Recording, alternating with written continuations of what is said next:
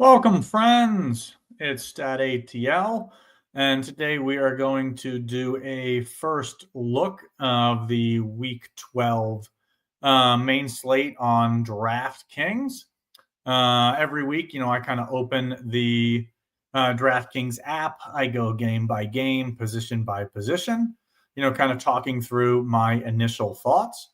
So we're going to do that here today live on stream. So let me hop over, share.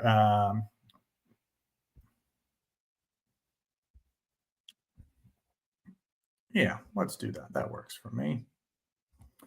So first game we've got here on the slate is the Jets and the Ravens. Tyrod Taylor set to start for the Jets. He's intriguing here at 4,300. His only start this season came on the road against Tampa Bay. He went for 18.7 DraftKings points. So, I think between his one start and these two other appearances that he made this season, he's got 14 rushes for 80 yards, kind of offering some decent floor. If we move to the other side of the ball, I think Lamar Jackson here, also intriguing at 6,700 against this Jets defense. So while Aaron Rodgers and Dak Prescott both threw 4 touchdowns in this matchup against the Jets, I think it's the stat lines for opposing quarterbacks with at least 4 rush attempts, which is really appealing. Josh Allen went for 59 rush yards on 6 rushes against the Jets. Baker Mayfield, 44 yards rushing on 4 rushes. 28 yards on 7 rush attempts for Dak Prescott. Bo Nix, I think, had 25 yards on 5 rushes. And then Dylan Gabriel just 2 or 3 weeks ago went for 54 yards rushing on 5 rushes. So that really plays into Lamar Jackson's strength. So I do think Lamar Jackson is interesting here. On the ground, if we move over to running back here, I think Derrick Henry really stands out. We've got James Cook, Devon Achane, Javonte Williams, Chase Brown, even Samaje Perine, all exceeded 100 yards with at least 1 touchdown, while Bucky Irving went for 99 yards, and Travion Henderson in this same matchup went for 93 yards and 3 touchdowns just last week against the Jets. So I do think Derrick Henry at 7,600 is interesting. Touchdown and yardage back at 7,600 is a little pricey. So I don't know that he'll be one of my favorite plays, but I do think he's intriguing. If we move through the air, I don't know that any of the wide receivers in this matchup on either side of the ball really stand out. The Jets wide receivers, John Mechie, A.D. Mitchell, Garrett Wilson is on IR. So all of their top pass catchers are all super cheap. I would say their top pass catcher is probably Mason Taylor at 3,400. Again, I feel like that is a really interesting spot. A week after we saw Brissett, McBride, Michael Wilson, that trio smash, I feel like this is another spot where you could double stack Tyrod Taylor with Mason Taylor, recently acquired A.D. Mitchell, and that trio only cost 10,900. And I think that's an interesting way if you wanted to kind of build the lineup that way. 10,900. I mean, gives you a ton of flexibility with the build if you decided you wanted to go that way. So I do like that. And then I think on the Ravens side of the ball, Mark Andrews probably my favorite pass catcher at 3,800 in this matchup. So I do think that's a sneaky way to approach this game. Total's pretty low in the game. So not one that's like really jumping out. The Ravens are, have an implied team total of 29, but the Jets are only expected for 15. So not a game that I really want to lean too much into. Next game on the slate is the Steelers visiting the Bears. Somewhat surprisingly, this is a matchup of 2 division leaders. At quarterback, Aaron Rodgers left the Bengals game early with a wrist injury, so his status is kind of up in the air. If he's unable to go here, Mason Rudolph was going to draw the start. He's inexpensive at 4,700, but I think I probably prefer Tyrod Taylor if you're playing a sub 5K quarterback. Mason Rudolph's 30 years old. He's only topped 20 fantasy points twice in his 18 career starts. So probably not a spot I'm rushing to play. On the ground, I don't think the matchup really stands out for either side, especially with Jaylen Warren kind of having a little bit of that injury. His price is up to 6,600. I think his top score on the season is still only like 22, 23 points. So I feel like you're asking a lot of a guy where you really need, closer to 26, 27 points for a 4X score would be his best game of the season. And this isn't a matchup on the road that I feel like is screaming for a ground game. Chicago continued to split snaps between Monangai and DeAndre Swift, so not a spot I'm really looking to go there. Below average matchup as well. Through the air here, I think it's Rome Odunze that really stands out. Lad McConkey, Alec Pierce, Jamar Chase, Justin Jefferson, Michael Pittman, Jackson Smith-Njigba, Tucker Kraft, Jordan Addison, all topped 100 yards receiving against Pittsburgh. Well, you had some other really strong games like Garrett Wilson, who went 7 for 95 and a touchdown. T. Higgins, 6 for 96 and a touchdown. And then Hunter Henry went 8 for 91, I think, and 2 touchdowns. So a lot of strong games against this secondary. So I feel like that's a spot where I have some interest in Rome Odunze at 6,100. And then on the other side of the ball, I do think that DK Metcalf stands out in this matchup. Mason Rudolph came in last week in relief of Aaron Rodgers and targeted DK Metcalf on almost a third of his passes. So I do think that DK Metcalf is intriguing at 5,300 in this matchup as well. Again, not one that really stands out. I think it's a 44-point total. So I don't know that I'm going to be super invested in this game either. We move to the next game, New England at Cincinnati.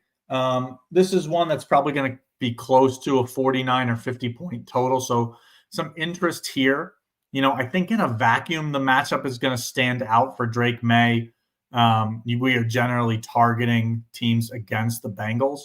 But despite this matchup, he's now the most expensive quarterback on the slate. And at 6,900, he's got some games here of 27 in like 2 out of the last 4 weeks, but that's still not even a 4X salary score. So we're basically asking for his career best game. He could certainly do it because this is a matchup against probably the worst secondary he's faced all year. But I'm not running. I do think it's a good spot. I think Drake May is totally viable here. He has some obvious stacking partners that we'll get to, as we go through this game. I think that Joe Flacco also quite interesting here. It's a middling matchup. I think he's maybe equal to, if not more appealing to May, just because he's down at 5,500. That 1,400 in savings is substantial. Joe Flacco, as you see in here, he's attempted 40 or more passes in the 4 out of his 5 starts that he's made with Cincinnati this season. So he definitely wants to chuck the ball. They're going to have a hard time running against New England. So this will be a spot where I would expect him. Again, probably his last start of the season with Joe Burrow expected back on Thanksgiving. But again, he's got 40 or more pass attempts in 4 out of those 5 games. He's got multiple touchdowns in every game, but one are actually, yeah. He only had 1 touchdown this past week. So, yeah, I mean, I feel like this is a spot where, I think that he's intriguing. He'll be without his top pass catcher. We'll get to that in just a second. But I think that he is certainly in play. On the ground, we've kind of been targeting who's ever been playing the Bengals every week. I'm not sure that really changes this week. Travion Henderson here, he's priced way up at $6,700, which is honestly kind of egregious in my mind, especially if we're expecting Ramondre Stevenson back. I think that he probably eats into this workload a little too much to pay up for $6,700 for Henderson. through the no interest in me for Chase Brown in this matchup. Certainly, if Samaje Perine might return, no interest there. Through the air, Jamar Chase likely to be out. He's appealing, but he's got a 1-game suspension. So with him out, it's really just T. Higgins. Andre Ishovas will be leading that receiving core. I think they're both interesting, kind of due to the pass volume, but T. Higgins is priced all the way up at 7,100. They raised Ishovas's price up to 4,100. He's a little bit more just easier to stomach. But I think my favorite play probably on this offense is probably Noah Fant at 3,100. Has been more involved in the offense recently. Seeing target counts 3, 4, 5, 6 most weeks. And without T. Higgins, I would probably expect that to be in that 5 to 8 range at 3,100. 2 touchdowns in 2 out of the last 4 games. So, there's somebody that I think is on the field. They're targeting at 3,100. I think you could certainly do worse. And then on the Patriots side, I think Stephon Diggs is intriguing if Kayshon Boutte were to miss again. Diggs has seen 8 and 11 targets the past 2 weeks. And then Hunter Henry, again, intriguing here at 3,900. The Bengals are the best matchup for opposing tight ends.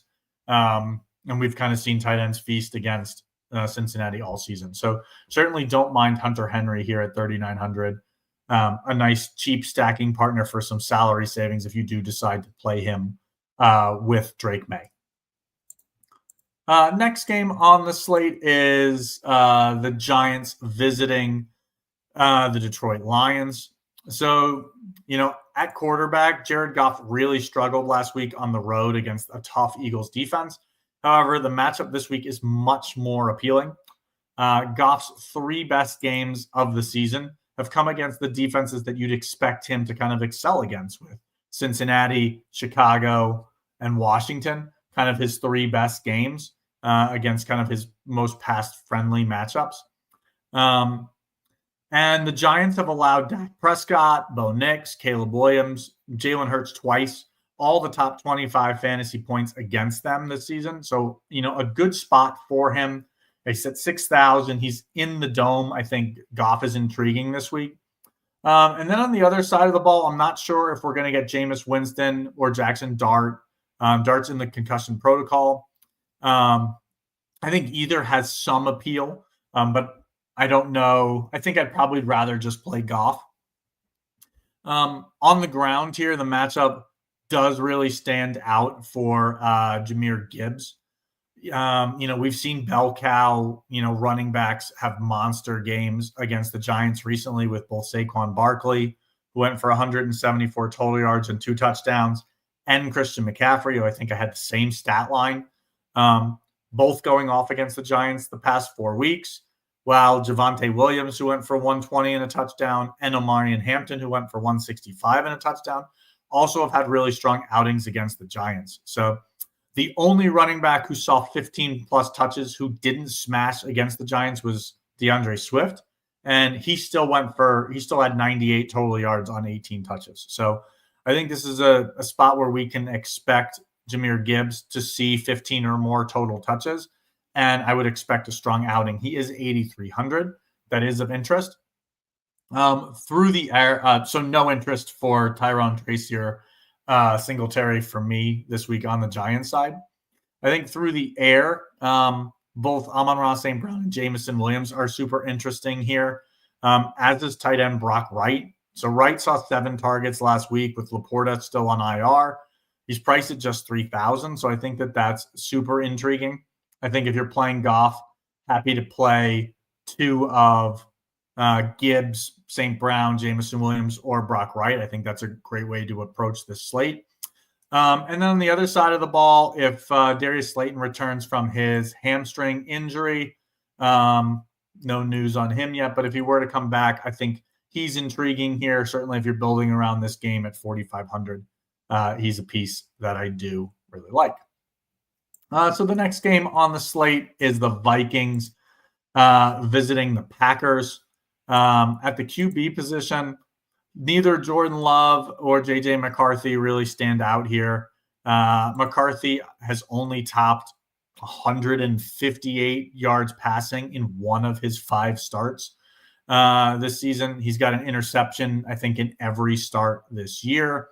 While he's been sacked, I think 3 or more times in every game except the one against the Ravens. And they're bottom 5 in the league against sacks. They're bottom 5 in the league in getting sacks this season, the Ravens. So kind of the one team where I would expect to not have a ton of sacks against JJ McCarthy. Packers, middle of the pack. I think they've got 24, 25 sacks on the season.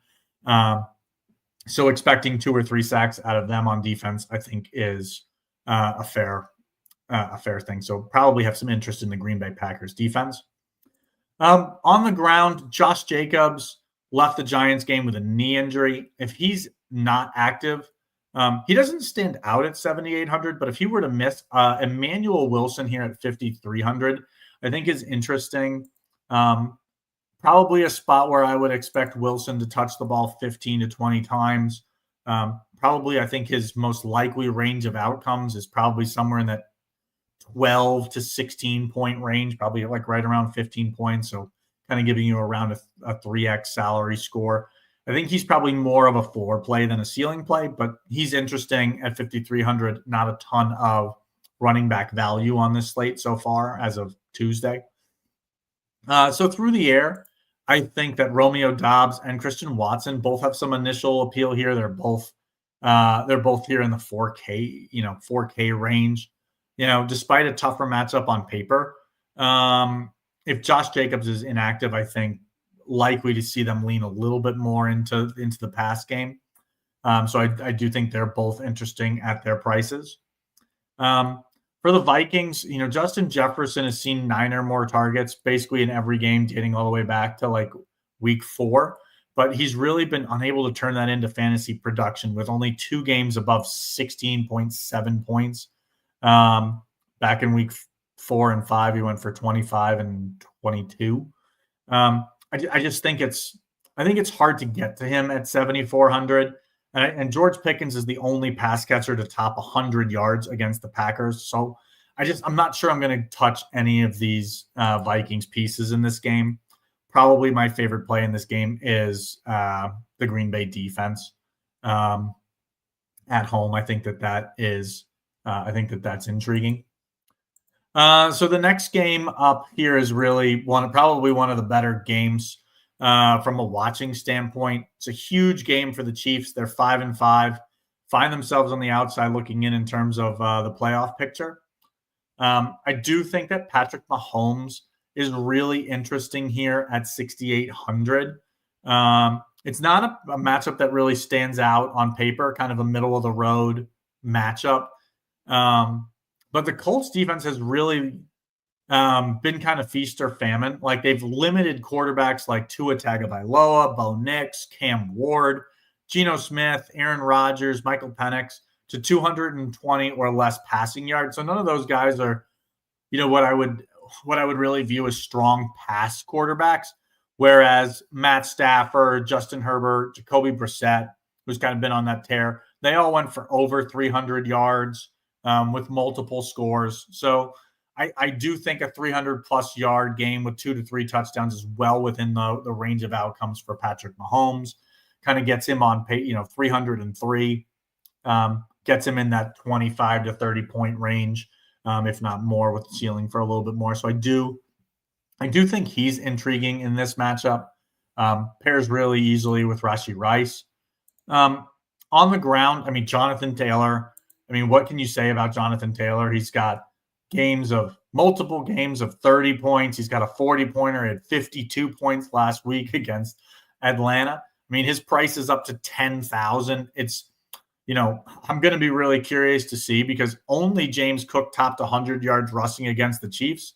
And that's despite them playing Saquon Barkley, Derrick Henry, Omarion Hampton, Jahmyr Gibbs. I feel like, Jonathan Taylor can hit in any matchup, but at 10,000, this is a tough on paper matchup. I don't know that this is a spot where I see him going for 35 to 40 points. So it's probably not going to be a spot I target this year for myself. or for this week. And then through the air, we kind of alluded to Rashee Rice. Like, he stands out, but pass catchers have done really well against Indy. We've seen some really strong outings like the past 4 weeks.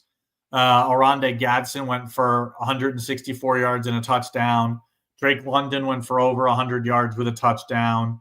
Keenan Allen went for 120 and a touchdown. And even the lowly, Tennessee Titans saw Chimere Dike go for 7 for 93. So I feel like this is a spot where I really do like Rashee Rice with Mahomes. Even Rashee Rice as a one-off, I don't mind. The best game of the season against the Chiefs from an opponent came from Dalton Kincaid. So I think that if you wanted to lean in to Tyler Warren here as, kind of a bring back to a Mahomes, Rashee Rice stack, I don't mind that at 5,500. But I think most of my interest is probably in the Kansas City side. The next game on the slate, I think if we're moving, I don't know if it's quite an afternoon or if it's the last game of the 1 o'clocks, is Seattle visiting Tennessee. Starting at QB here, I don't know that either of these guys, Cam Ward or Sam Darnold, really stand out. No quarterback has thrown for 300 yards against the Titans, which is kind of probably what you need out of Sam Darnold. You probably need the 300-yard bonus for him to give you. He does have these 2 30-point games. Basically, everything else has been quite disappointing. But those are games where he threw for 330 and 4 touchdowns and 340 and 4 touchdowns. So you're really needing that 300-plus yard game from him with multiple scores, and no quarterback has thrown for 300 yards yet against the Titans. And then on the other side of the ball, Cam Ward's yet to put up 15 DK points in a game this season, and it just feels unlikely that his career best game is going to come here against this stout Seattle defense. So I do think the Seattle defense is an interesting option. They are priced all the way up at $4,000, but I do think that they're interesting. On the ground, I don't know that either of these ground games is really going to stand out. They're both kind of operating split backfields. And the only running back to rush for 90 yards, against the Titans was Jonathan Taylor. He did it twice, but no other running back has really had a strong game against the Titans. So, this 25 really seems inflated as like a great matchup for Seattle. And again, split backfield. So I'm probably out on Kenneth Walker and Zach Charbonnet. Through the air, I think the most intriguing skill position game in this game is got to be JSN. He's top 20 or more DK points, I think, in every game but one this season back in week 4. So really, really strong floor, basically getting into the 20s from him every week, plenty of games, several games into the 30s. I think he's probably the best bet for 20-plus points on this slate. Not sure I'll get there with pricing being a little tight, but he is interesting. And then again, we hit on the Seattle D. I think that's an interesting spot this week if you're paying up at defense. If we move into the afternoon games, Jaguars present one of the easiest matchups on paper to opposing quarterbacks with Brock Purdy, Patrick Mahomes, Sam Darnold, Geno Smith, and Davis Mills, all accounting for 293 or more total yards with multiple scores against this Jaguars defense in just the past 7 weeks. The 2 quarterbacks that, fell under that 293 with multiple scores during the last 7-game stretch were Matt Stafford, who threw for 5 touchdowns, and then Justin Herbert, who just looked horrendous last week. So I'm going to chalk that up to just weird things happening in the NFL. I'm going to go right back to Jacoby Brissett. He's still cheap at 5,300. He's top 20 DraftKings points in all 5 of his starts this season. He wasn't slowed by the absence of Marvin Harrison last week. So even if Harrison is out again this week, I think I do really like Jacoby Brissett here in this matchup. On the ground, I think the matchup really does stand out here for the Jaguars. Bashal Tutin suffered an injury, that ankle injury last week, left the game early. If he is out this week, I think this matchup really stands out for Travis Etienne. Etienne has been, he's been solid the last couple weeks post-bye, games of 15, 16, 19 points with kind of splitting work with Tutin. If we're going to expect him to, again, see a little bit more work in both the pass game and the run game, I think he's a really strong option this week if Tutin is out. Certainly priced at just $5,900. If we go through the air, I mean, the matchup, we'll start at tight end. Like, the matchup just absolutely, jumps off the page for Trey McBride. He's coming off back-to-back 30-point games. He's seen 9 or more targets in every one of Jacoby Brissett's starts this year. And Brock Bowers just had that monster performance, 12 for 127 and 3 touchdowns against this Jaguars team just 2 games ago. So he's probably my favorite stacking partner with Brissett.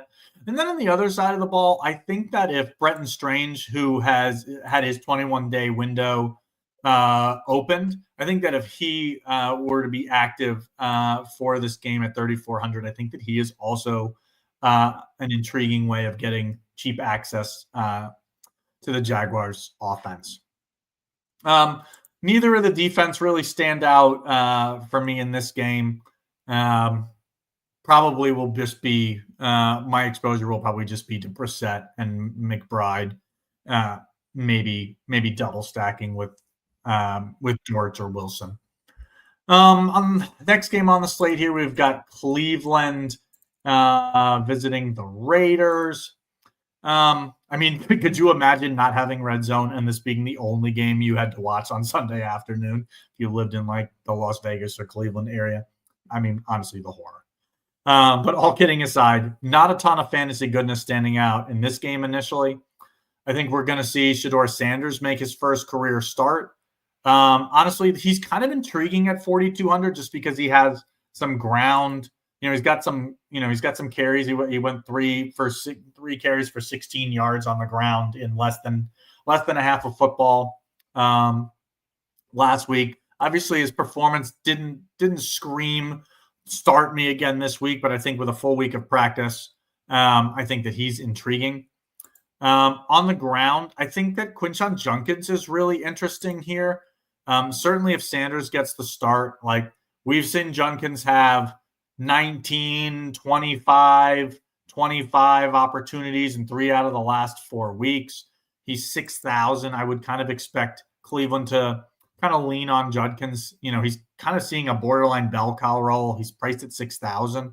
Like, I think he's super interesting.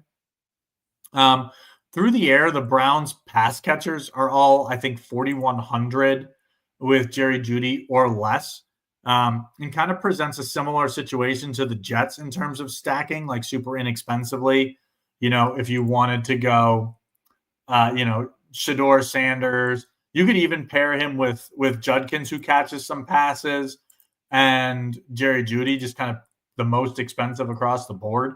And it's still only 14,000. If you got rid of Judkins and say, I'm gonna throw in a tight end here, I'll either go Fannin or Njoku. Again, like 11,900 for this stack as well. I think that's super intriguing as well. If you really wanted to look at a triple stack to save money on this slate. On the other side of the ball, like Brock Bowers, the alpha in this offense. However, Justin Jefferson's the only pass catcher to surpass 100 yards against the Browns this season. And Noah Fant's 12.6 points are the best fantasy score from an opposing tight end. And they haven't faced Trey McBride, but they did see Tucker Kraft and Sam Laporta, Mark Andrews already. So I think this is probably, the third game on the slate where my favorite play initially is a defense in the Browns defense at 2,900. The Browns have 17, 25, 13. They've had some massive games. The Las Vegas offense one that gives up turnovers, one that gives up sacks, and I think is an offense that I want to target this week. Next game on the slate is the Eagles visiting the Cowboys. Cowboys have been a defense we've targeted all year, and that's going to be the case again this week. If you watched my DFS Labs episode yesterday, you saw that I built with Jalen Hurts. The Cowboys have allowed 3 or more touchdowns to Russell Wilson, who went for 470 yards and 3 touchdowns. Caleb Williams, who went for over 300 yards and 4 touchdowns. Jordan Love, who went for 365 and 3 touchdowns. Bo Nix, I think, threw for like 250 yards and 4 touchdowns. Jacoby Brissett went for 265 and 3 touchdowns. Bryce Young had 3 touchdowns. While Jalen Fields went for over 300 total yards and 2 touchdowns. Like, a lot of quarterbacks having strong days against this Dallas defense.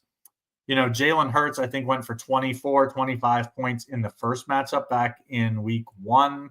24.3. So I think this is a good spot, for Hurts at 6,600.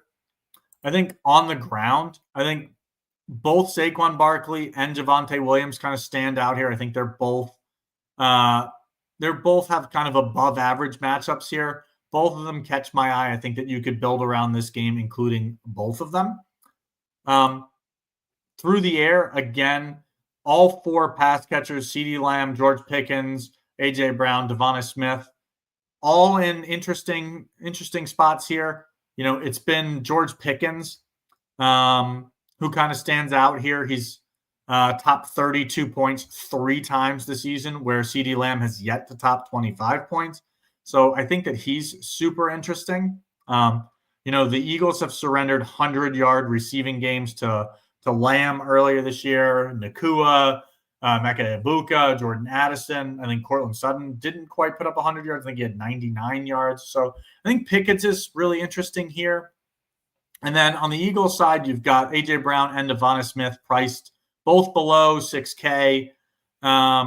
While 12 different pass catchers, so an average of more than 1 a game, have top 15 fantasy points against Dallas already this season. So I think leaning into one of them, getting you 15, 20, 25 points, I think is very viable in this matchup. And again, they're both in the 5K range. So I do really like builds around this game. I think it will be sneaky. I think it's got a 48-point total. So Vegas does like this one. Again, it's at home in the Dome in Dallas. And then the last game on the slate, kind of a snooze fest, to be honest. It's Atlanta visiting New Orleans. Falcons going to be without Michael Penix. They put him on IR on Monday. However, Kirk Cousins has looked absolutely terrible in his limited opportunities this season. He's cheap. I think he's like 4,400. Doesn't really stand out here. There's several other 4K quarterbacks that I'd rather play before I play Cousins on the road. Rookie Tyler Shuck's going to draw the start here, likely for the Saints. But again, I'd rather play Tyrod Taylor or Curtis Sanders if I'm paying down at quarterback this week. On the ground, I think Bijan Robinson stands out here. Dynamic running backs have found success against the Saints with CMC, James Cook, Cam Scatterbo, DeAndre Swift, and Kyron Williams all exceeding 100 total yards. I think all of them, maybe not Scatterbo, but I think all of them maybe scored a touchdown as well to go with that 100 yards. So I don't know. I mean, Darnell Mooney's likely to operate as the wide receiver 1 for the Falcons. I think Drake London listed as doubtful. He's considered week to week. So I don't know. I feel like this is a chance that there could be some systematic failure on offense with both Penix and Drake London out. I think it's like you lean into Bijan Robinson or you don't play anybody from the Falcons. Darnell Mooney is cheap at 4,800. Kyle Pitts at 4,300. Again, I just think there are better plays at tight end. I mean, honestly, in this game, I think I'd be more interested to play Juwan Johnson at 4,000. He's got touchdowns in both of Tyler Shuck's starts this season. He's certainly not a priority for me, but I think I'd rather play him than Kyle Pitts in this game. And then I think initially, I think the Saints defense at home at 2,500, is intriguing. Hostile environment at Mercedes, in the Dome down in New Orleans, with the Falcons kind of missing their quarterback and top wide receiver. I think overall, I like to kind of just talk through defense on the slate. I do like the Seahawks. I think the Patriots are interesting. I don't know that I'll get there. Packers are interesting here at home against Minnesota, as we kind of highlighted.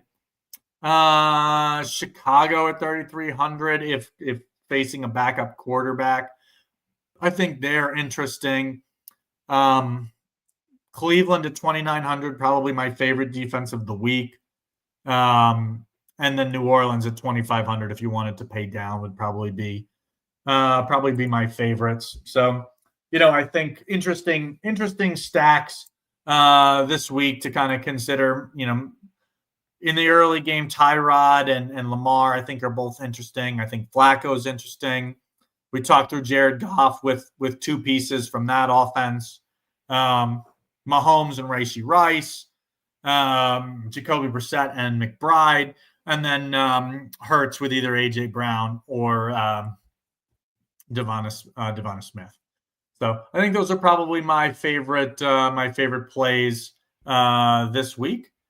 But appreciate everyone tuning in for my first look, and feel free to give me a like and subscribe to this channel if you're new.